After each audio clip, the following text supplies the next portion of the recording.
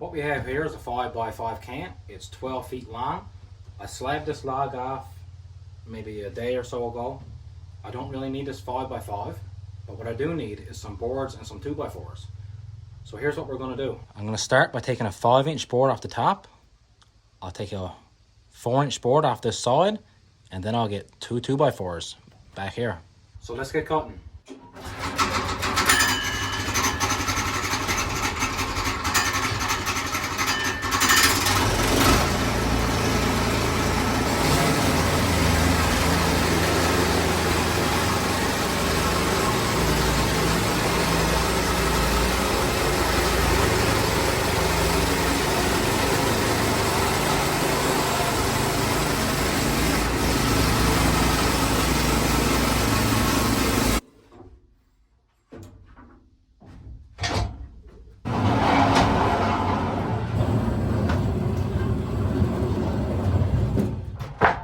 We got our first board off.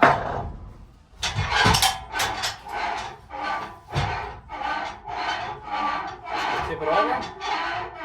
Take the board, two 2x4s.